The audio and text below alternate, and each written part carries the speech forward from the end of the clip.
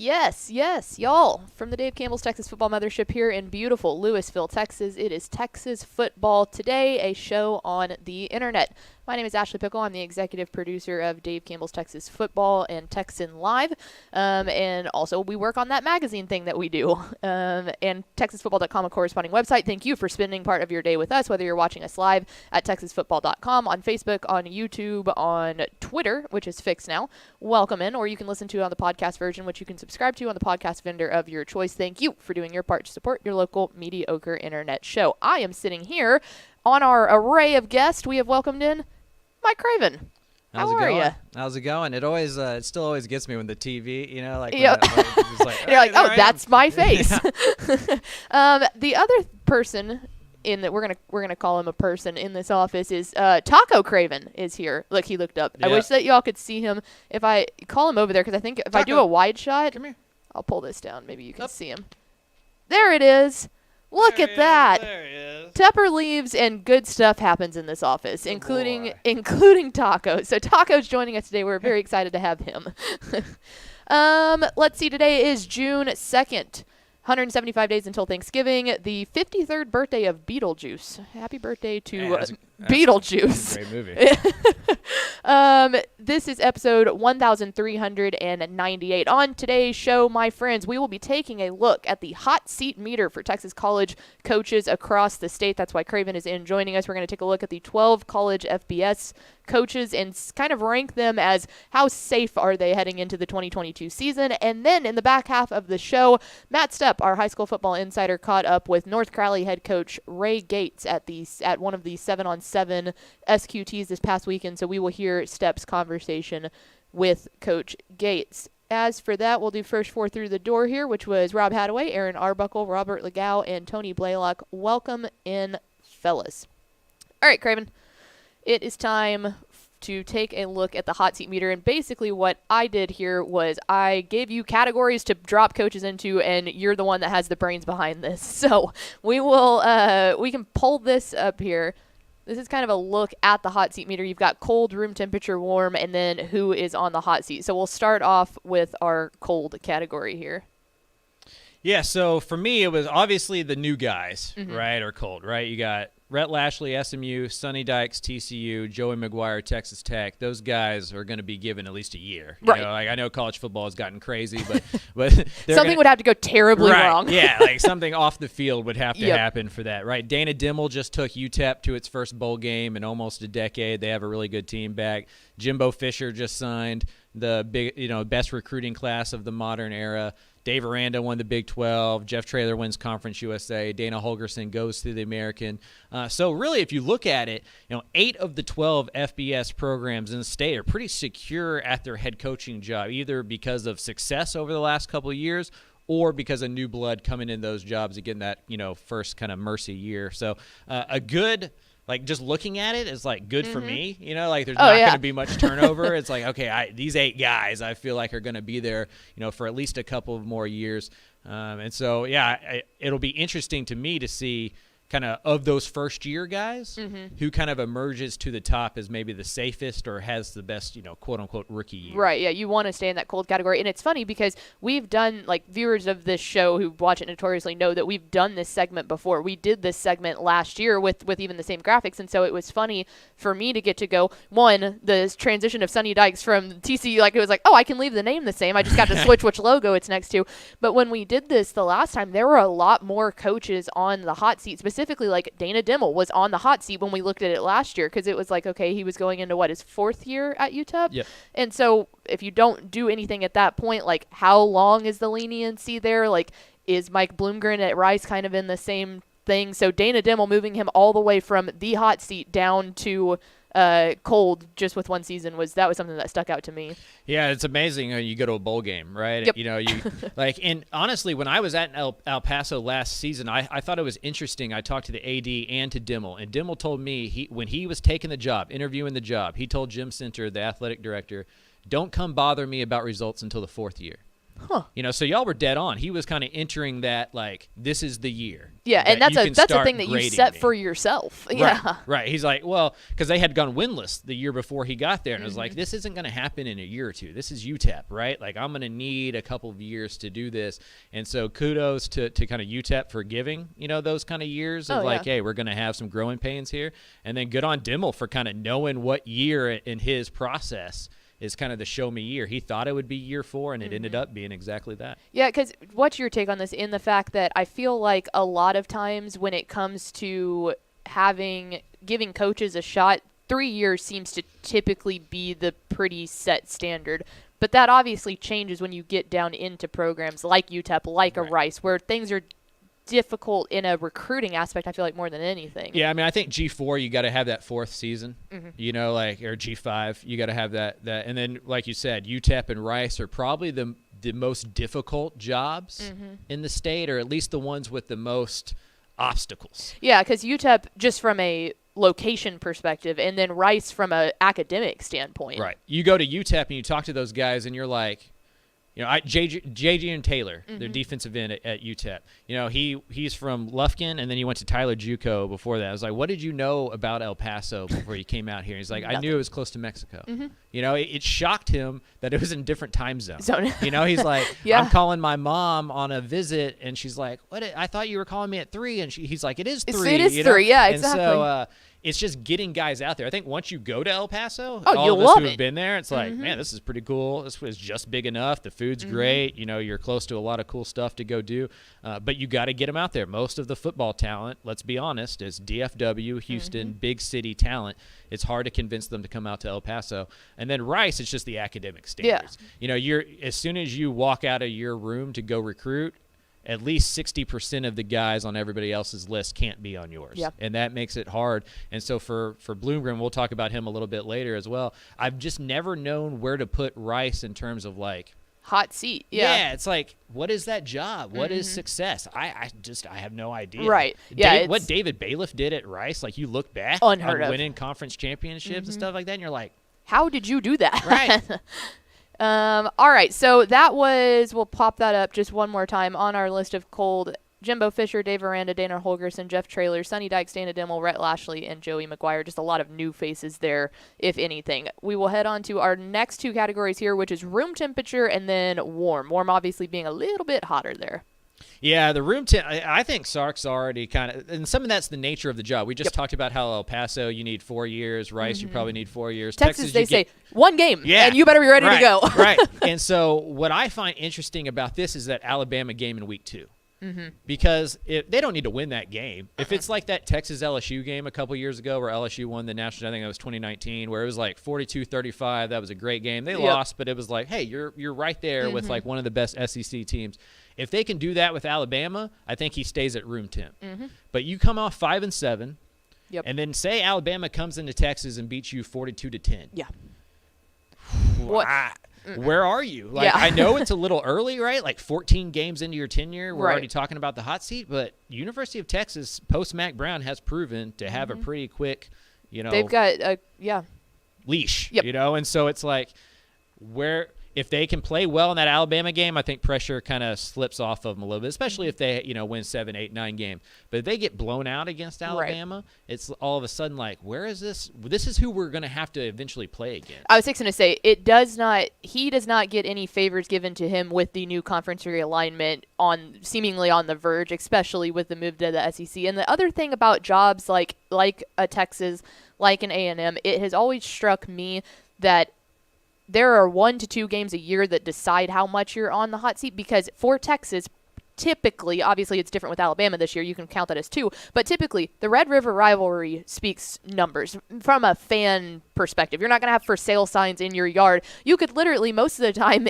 from a Texas fan perspective, you could probably go 2-9 or 2 and whatever, but as long as you beat OU when you come up to the Cotton Bowl, then it's like, oh, well, he beat OU. Well, because it gives you hope. It's like, yeah, okay, our season didn't go well, but we beat Oklahoma. We beat Alabama, or we at least stayed there. We beat Baylor, right? We're on the path. We just need to fix X, Y, and Z. You dropped one to Kansas. Well, just overlook that. Yeah, you know? You can fix that in the offseason, hopefully, right? When you lose to your rivals, back in the day, A&M, now Oklahoma, you lose a big out-of-conference game. I'm sure game day will be in Austin for Alabama, Texas, right? When you lose those kind of marquee games, it's no longer just your fan base that is like, hey, what's going on in Austin? Now it's the whole nation going, what's going on with Texas? Happening? It's been a decade plus now. Who can turn it around? Every single time, I always like to compare coaching stuff to relationships. You give the next person less rope, right? Every single time you go into a new relationship, it's like, I'm 30 now. I'm not going to wait 2 years to see if this is working or not. Yep. You know sooner or later. That's a really good way to put it. It's like Charlie Strong didn't last very long. Tom Herman didn't last very long. Now Steve Sarkisian's there. He's not going to get as much as those other two, and they didn't get very much at all because it's like, well, we see the signs. And so, it's kind of a put up or shut up year for Texas, which sounds insane being in year 2. Yeah, and especially after, 1-5-7 season, and it's like, well, and a part of that is because you do have the talent of Bijan Robinson. You have players. It's not like a UTEP situation where you might just not have the players. It's about building culture and players on the roster, and winning will bring in recruits and stuff. This is, you have the recruits. You just have to coach them. I think I can make an argument that Texas is still the most talented roster in the state, even with A&M bringing in that recruiting class. Maybe in a year when those guys grow up, it changes. But, Quinn Ewers is the most talented quarterback in the state. Whether he's good or not this year, I have no idea. But in terms of just arm talent, best in the state. Bijan Robinson, one best of the running nation. back in the state. Yeah, Bijan Robinson, best in the nation. Xavier Worthy, first round, second round draft pick here in a couple years. Obviously they have offensive line, defensive line issues, and that ends up being really important. But just skill wise, Texas is right there, and there's never an excuse to go 5-7. No, absolutely not. And the fans down there will absolutely let you know that as well. Then into the warm category. So Seth Luttrell was another guy that we put on the hot seat last year and has now moved down, which is just kind of a, what are we doing here? Yeah, maybe he is on the hot seat. I feel, coming out of magazine season, I joked about this, you walk out of every single program during this magazine tour going, man, I bet they're going to be pretty good this year. There's a vibe, an energy. Just that hope, right? Everybody's 0-0. They end last year on a 5-game losing streak going into the bowl game. And so it's one of those things where I don't know if he's on the hot seat. I don't think he needs 8 wins to stay there. Right. If he can just make a bowl game and win it for once. Maybe win it. Then that's end the year with a winning record. Whether it's going 7-5 in the regular season, then losing the bowl game, or 6-6 and then winning the bowl game.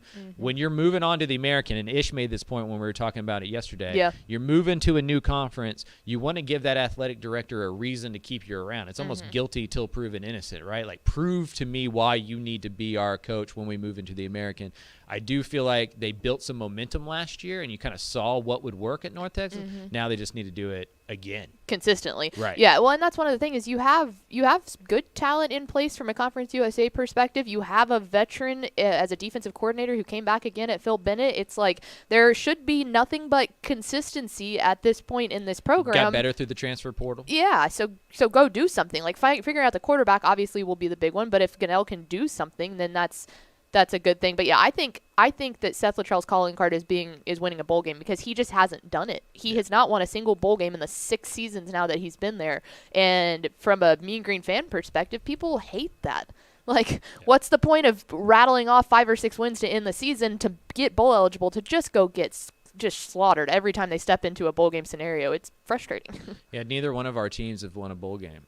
No. Because UTSA also has that similar problem, right? Where you get, and that some of that's Conference USA. Yeah. You get matched up to these other conferences, and you go, oh, it's not that good of a conference. Yep. Right. And so that's some of the bowl. UTSA played San Diego State last year, and I know a lot of important guys were out, but just being on the field an hour before the game, you're like, that's a better team. That's just a different looking team at San Diego State. Conference USA still has a ways to go, and that's why you're seeing North Texas, Rice, UTSA try to get out of there. Right. Absolutely.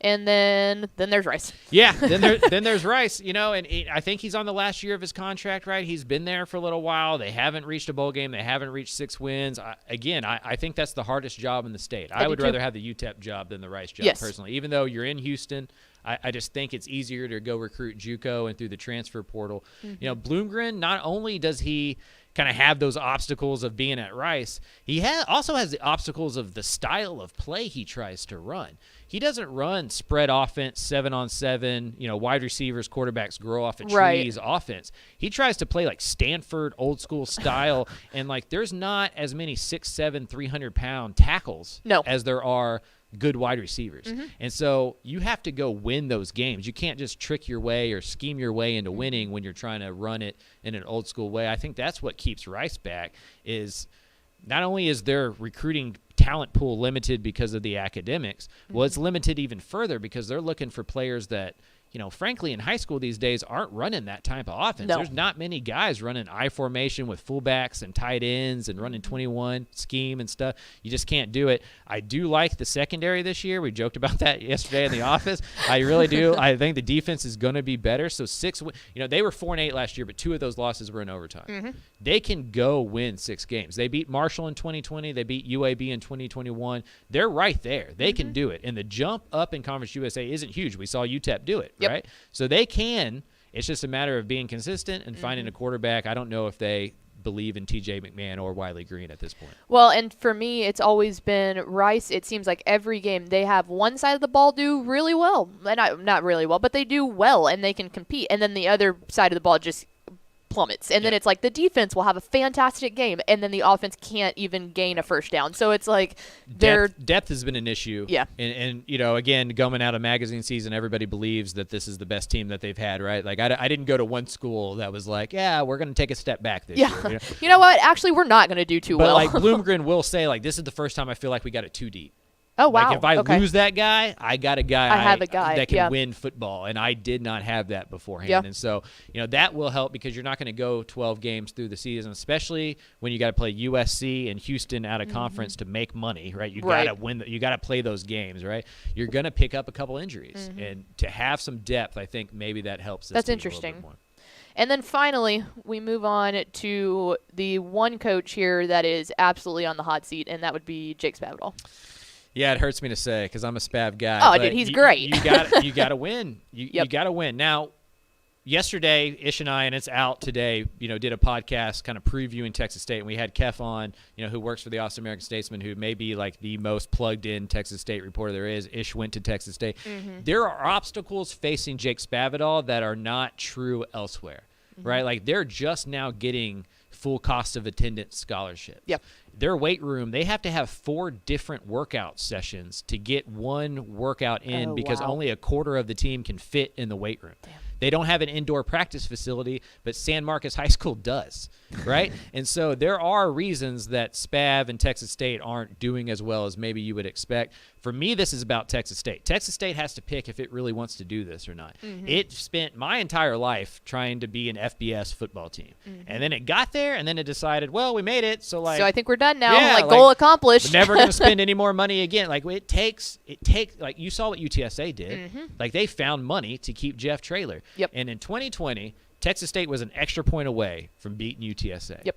And since that time, I don't know if the programs could have gone in 2 further different directions. And so for Spav, when you're going to take the recruiting angle that you do, which is controversial, especially in this state when you're not recruiting high school guys, which I personally think is a smart idea if you're Texas State. But like, if it doesn't work, you're going to take heat. You're not getting to bowl games, and your main rival, at least the one to your student base at UTSA up the road, just won a conference championship. Right, has lapped you.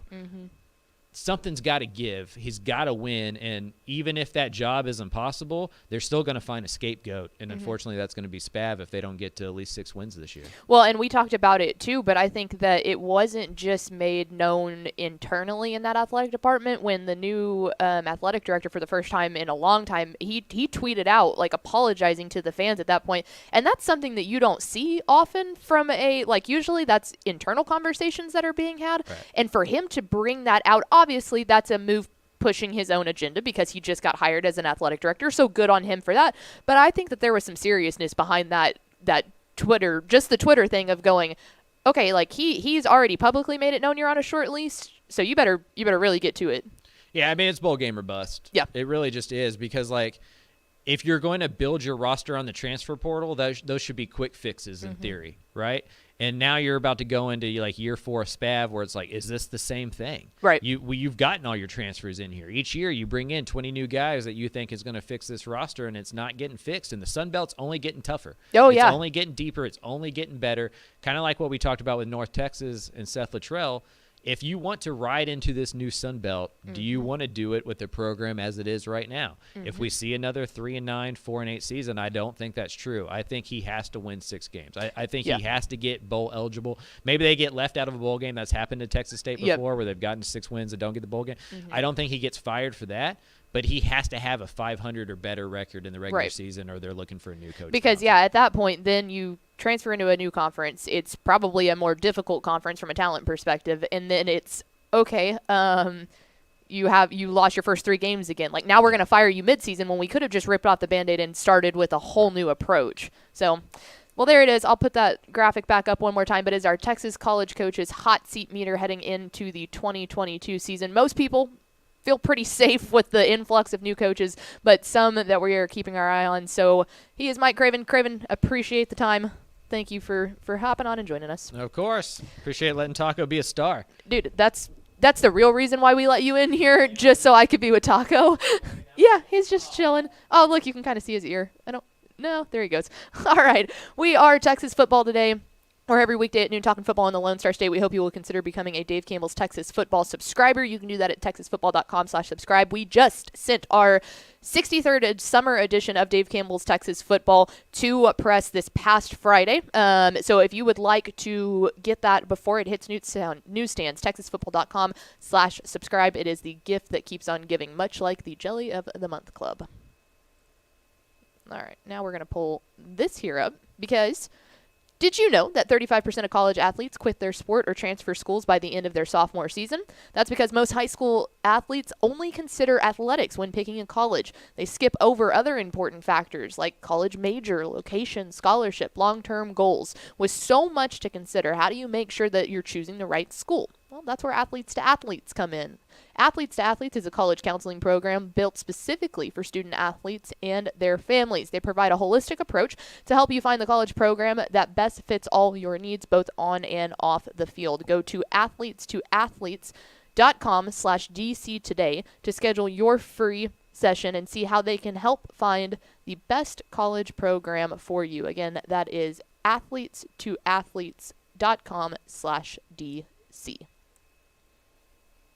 All right, one more thing to do here, dorks, and that is our resident dork, one of our favorite dorks. Matt Stepp is back in the great state of Texas, and he has been on the roads, headed out to SQTs all across the state of Texas. This past weekend, he was at Northwest, and he spoke with the new head coach and barbecue aficionado down there for the North Crowley Panthers?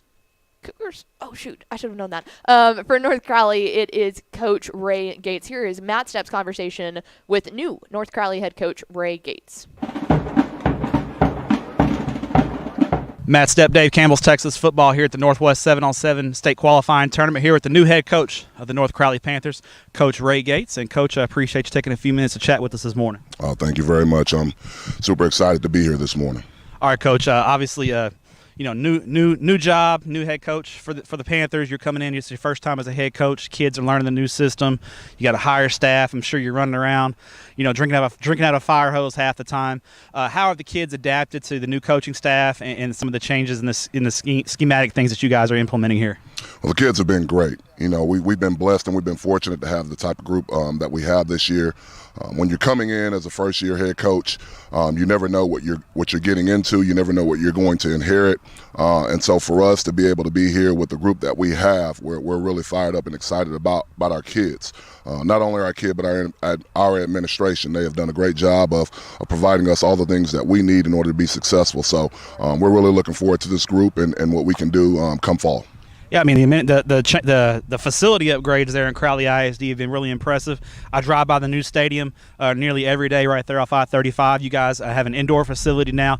How important is that in the indoor facility? People think that's just a football facility, but it's really not. It's for all extracurricular activities at the school. How big is that for North Crowley to have something like that on campus? Well, it's a game changer for us. In order to be the best, you have to compete with the best in all levels. And so I think that one of the reasons why I decided to put my name in the hat for the North Crowley job is because I felt like the administration and the people there in our community really wants to be good at in athletics, not just football, basketball, but all sports. So for us to have those facilities that allow us to keep our kids in North Crowley, and also it allows us to be able to go indoor and practice, of course, whenever we have bad weather. And then the new stadium, it's unbelievable. A $56 million stadium, we didn't leave any stone unturned. So we're excited to be there to play the first game this year versus Arlington Sam Houston. All right, now, obviously 7-on-7. We know it's not real football. I know you love the guys in the trenches. This is just the skill kids. What do you want to see out of your kids today when they're competing? What are things you're looking for? I think you said it. Number one is just compete. Go out and just compete. Play hard. I tell our kids all the time, if we're giving our maximum effort, we can live with the result. We'll get everything else coached up. So number one, we're looking for our guys to come out and to compete. Number two, we want to see our guys be in the right position. We've been working about, the last month in our install of our offensive and defensive schemes. So we just want to see our kids come out, line up, play with the pace, play with tempo, and be in the right spots and hopefully make some plays on the ball. Obviously, it's still early. You guys didn't do spring ball. You're going to have the extra week in the fall. So you don't know, I haven't seen your kids in pads yet or anything, but just from what you've seen so far, what kind of ball club, what are you guys going to hang your hat on in 2022 when the real stuff and the pads start popping? Well, we're going to be a team that's physical. We're going to be a team that plays with a lot of passion and a lot of energy. I expect that from our coaches. I expect that from our kids. We're going to set the tone. Physical team up front, be able to stop the run, and do our best to make teams one-dimensional, and be able to go score touchdowns. So, when it's all said and done, the game comes down to blocking and tackling. I think we have the kids to be able to do that. We're going to be an athletic football team. We can do a lot of things as far as being able to move and run. So we're going to put our kids in the best position to be successful. All right, two more questions before we let you out of here and watch your kids. You were at Cedar Hill. You were under Coach Lynn. Well, just talk about some of the things that you took from Coach Lynn that you're taking with you. What did he really teach you about being a head coach? Man, it's all in the details. He always says, inspect what you expect. And so right now coming into it, being short staffed, you have an opportunity. My first couple 2 weeks there, maybe 3, it was all about just observation, seeing how things run at North Crowley, trying to figure out the things that work well, the things that didn't. And then also finding out what it would look like with our stamp on things. So, the details are very important. We always talk about the vital things, and those are the things that end up winning and losing ball games. And so we stress to our kids all the time, the things that they don't think matter to football, those are the things that we harp on the most, because we know football is what they love. They'll take care of those things, but the things that they don't necessarily think are important, once we get them to buy into those things, then we'll be exactly where we want to be in the fall. All right, final question for you. Let's talk about your hometown a little bit. You are a proud native of Shiner, Texas, a former player there. Your picture was in an old Dave Campbell's Texas. Not that old, but your picture was in Dave Campbell's once upon a time. What a program they have down there at Shiner. I know you're very proud. When they made the state championship game last year, you were texting me. It's a small town, so I'm assuming this group that's come through the past couple of years. When did you first hear about how special that group was in Shiner? When all the folks from hometown were calling you, say, "Hey, we got some kids. These young kids are coming up." When did you start hearing about those guys? Well, those guys. I mean, Shiner, it's more about tradition. Since I was a sophomore in high school, 1998, we've been in the playoffs every single year. We hadn't missed a year since then, and it's been, a tradition that's been built. And so every senior class that's there has kind of passed on the baton of that legacy to the next and upcoming group. And so it's an expectation in our hometown that we're going to show up and we're going to put together a team that our community can be proud of. So with the group that we have currently, a lot of guys know who the headliner in that class is. One of my little cousins, Dalton Brooks, but those guys are going to be special, and I think what makes Shiner special is the tradition that we're talking about. Our kids show up, they're hungry, they're excited, they're ready to defend that state title, and so I'm expecting us to be right back there playing for it all again. Let's take that. North Crowley and Shiner are very different places. North Crowley is in the middle of Fort Worth. It's a big 6A school. But is there something that you can take from that tradition and trying to build that up and implement that kind of small town type of vibe here at North Crowley with your seniors and kind of pass that on down and have them take pride in the program? Absolutely. And I've been talking to the senior group a lot about leave your mark, leave your legacy. What do you want that to be when you come back 10 years from now and you stand in front of a team and you talk to them about what it was like when you walked through these halls? So we're definitely preaching those things to our kids. We're trying to preach family. We're trying to bring everybody together and create a different vibe, something that our kids can grab a hold to that will sustain them for the years to come. Coach, appreciate your time. Good luck today. Watch your kids play, and good luck in 2022. I appreciate it. There he is, new North Crowley head coach, and as we mentioned, barbecue aficionado Ray Gates. Very excited to be able to see his debut and what he does out there with the Panthers out of North Crowley. So we appreciate him taking the time to talk with Matt Stepp last weekend. Moving on to final thoughts now, a couple of different things. A reminder, we will not have a show tomorrow. The reason being is a group of us will be out at the Grapevine SQT to get some 7-on-7 action in and then eat some barbecue following that. So we are excited to be doing that. So no show tomorrow, but we will be back on Monday. And why is that such a huge thing this week? Well, because Monday will be the cover reveal of the 63rd edition of Dave Campbell's Texas Football. We sent the magazine to press last Friday, and the grand cover reveal where we will reveal the main cover and the gatefold cover of the 63rd edition of Dave Campbell's Texas Football will be Monday promptly at noon. We do not waste any time. The anticipation is killing us. We are so excited for y'all to see this cover. And that will all happen. That's what our entire show will be about Monday. So literally one of our favorite days of the year. Get pumped up for Monday. Monday, June 6th, we will be doing the cover reveal. So no show tomorrow. Monday, be by your computer. You are not going to want to miss it. So that'll do it for us. Thank you for spending part of your day with us. Like us on Facebook, facebook.com/Dave Campbell's. Follow us on Instagram, instagram.com/Dave Campbell's. Follow us on Twitter at DCTF. And, of course, see all of our fine work at TexasFootball.com. Thank you again to Mike Craven for hopping on and joining us. I'm Ashley Pickle. Vince Young, please come get your Player of the Year trophy. No show tomorrow, but we will see you on Monday for Cover Reveal Day. Have a good weekend.